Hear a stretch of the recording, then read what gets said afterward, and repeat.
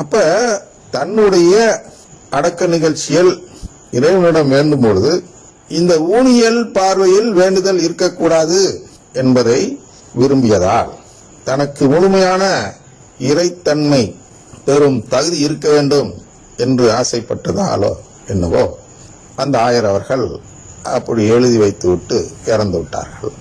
இது மாதிரி இறக்கும் பொழுது யாரும் அழக்கூடாது, நான் சந்தோஷமாக போகிறேன், நீங்களும் சந்தோஷமாக இருக்க வேண்டும் என்று சொன்ன காரணம் இதுதான். என்னவென்றால், இறைத்தன்மையில் பங்கு பெறும் அந்த முதல் நாள் என்பது விண்ணகத்தில் பிறக்கும் நாள், என்னுடைய பிறந்த நாள், அதனால அவங்க அழுவாதீங்க அப்படின்னு சொல்லிட்டு போனாங்க. அதான் என்ன இங்க பார்க்கிறோம் என்றால், ரோமையர் 8:6 ஊனியல் மனநிலை கொண்டிருப்போருக்கு வருவது சாவே, ஆவிக்குரிய மனநிலை கொண்டிருப்போருக்கு வருவது வாழ்வும் அமைதியும் ஆகும். அப்ப ஆவிக்குரிய மனநிலைன்னா என்னன்னு பார்க்கும்போது என்ன பார்த்தோம் என்றால், சிசிசி 460 இது தெளிவாக சொல்லப்பட்டிருந்தாலும் அந்த மேற்கோள் திருவுளியத்தில் தருகிறோம். ஏன்னா இதை கேட்கறவங்களுக்கு நிறைய பேருக்கு சிசிசின்னா என்னன்னே தெரியல. ஒரு சிஸ்டர், அருங்கொடை சிஸ்டர் போன் பண்ணி ஏசுகிறார்கள், நீங்கெல்லாம் திருச்சி வலிக்க வந்துட்டீங்க, எல்லாம் நாசமா போவீங்க அப்படின்னு நம்மளை பார்த்து ஏசுகிறார்கள். அவங்கள்ட்ட கேட்கிறோம், சிசிசியை படிச்சீங்களா, என்ன அடிப்படையில், அதெல்லாம் இன்னும் கிடையாது, திருப்பி வாதம் பண்ணிட்டே இருக்காங்க ஒழிய அந்த சிசிசி 460 படிச்சீங்களான்னா அது என்னன்னே அவங்களுக்கு தெரியல. அவங்களாம் சிஸ்டர் ஆகுறாங்க, அவங்க கையில பொறுப்பை கொடுக்குறாங்க, திருச்சியை வளர்க்குறாங்கன்னு உடுப்பு போடுறாங்க. அவங்களாம் எதுக்கு வராங்க அப்படின்னா, ஒரு பள்ளியில் ஒரு ஆசிரியர் வேலை செய்து அந்த ஆசிரியர் வேலைக்காக அரசு கொடுக்கக்கூடிய சம்பளத்தை எடுத்து அவர்கள் சபைக்கு கொடுக்கிறார்கள்.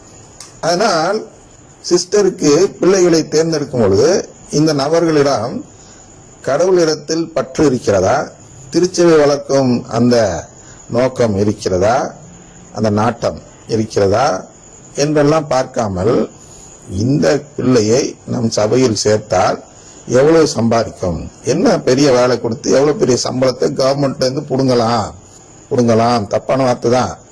ஆனா நீங்க இந்த நோக்கத்துல செஞ்சால், ஒரு சிசிசி கூட தெரியாத சிஸ்டரை நீங்கள் வேலைக்கு வைத்தால் அது சிஸ்டர் அல்ல. அது என்ன என்றால், அரசு சம்பளத்தை, அரசு நிதியை திருச்சபைக்காக திருடிக்கொள்ளும் சேர். பச்சை நான் சொல்றேன், இதான் உண்மை. சபையை வளர்க்கவில்லை.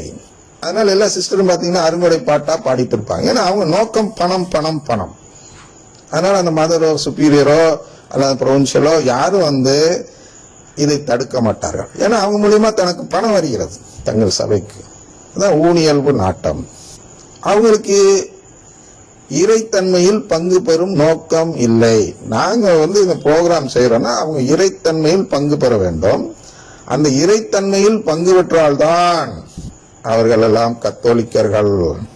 அப்ப ஒருவர் கத்தோலிக்கராக மாறினால்தான் அல்லது கத்தோலிக்கருடைய எண்ணிக்கை ஏறினால்தான் திருச்சபையை வளர்க்கிறோம். இந்த நம்பிக்கை வளர வளரதான் திருச்சி வளர்கிறது. ஆள் சேர்க்க எல்லாம் கிடையாது. அது எப்ப வேணாலும் காசு கொடுத்தா 10 பேர் சேருவான். அதுக்கு பேர் திருச்சி வளர்ப்பது அல்ல. அந்த காசு கொடுக்கறது போலதான் இந்த பாட்டு பாடுறான், கைத்தட்டி பாடுறீங்க, ஜாலியா இருக்கு, அதனால வராங்க. அதுக்கு பேர் திருச்சபை வளர்ப்பது அல்ல. மாறாக கடவுளுடைய இறைத்தன்மையில் பங்கு பெற வேண்டும் என்ற நோக்கத்தில் நாம் வழிபட வேண்டும்.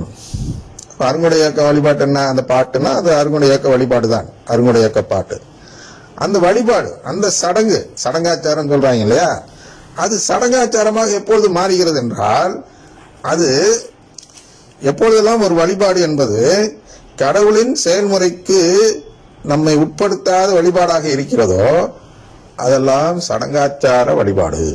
அது கடவுளுக்கு உகந்த வழிபாடு அல்ல.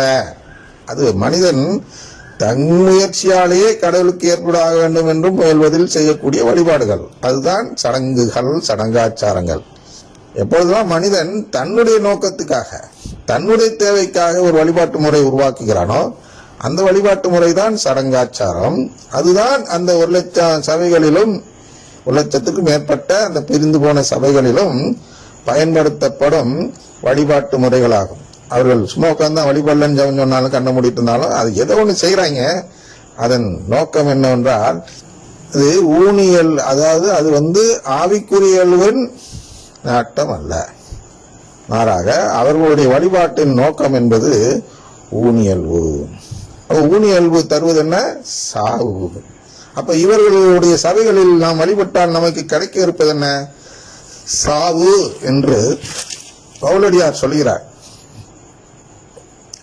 8:6 ரோமையர் 8:6 அதான் சொல்கிறார். என்ன சொல்கிறார் என்றால், ஊனியல் மனநிலை கொண்டிருப்போருக்கு வருவது சாவே என்று சொல்கிறார். இவர்கள் தான் ஊனியல் மனநிலை கொண்டிருப்பா. அப்படின்னா இறைத்தன்மையில் பங்கு பெறுவது எனக்கு வேண்டாம் என்று சொல்லக்கூடியவர்கள். அதான் நான் அப்படி அதிகாரப்பூர்வமா சொல்கிறேன் என்றால், தெளிவா இருக்கு திருவுளியத்தில். இறைத்தன்மையில் பங்கு பெற வேண்டும் என்ற இலக்கு தான் நமக்கு இருக்க வேண்டும். இறைத்தன்மையில் பங்கு பெறுவதுதான் என்ன என்றால் ஃபீலியல் அடாப்ஷன். இறைத்தன்மையில் பங்கு பெறுவதுதான் நம்ம எல்லாம் கடவுளாக மாற்றுகிறார் என்று சிசிசி 460 சொல்கிறது. இந்த இலக்கே இல்லாமல் இவர்கள் சபையை நடத்துகிறார்கள். அப்ப இது ஒண்ணுதான் இருக்கு. ஆவிக்குரியல்பு என்று சொன்னால் இறைத்தன்மை தான் ஒன்றே ஒன்று இருக்கிறது.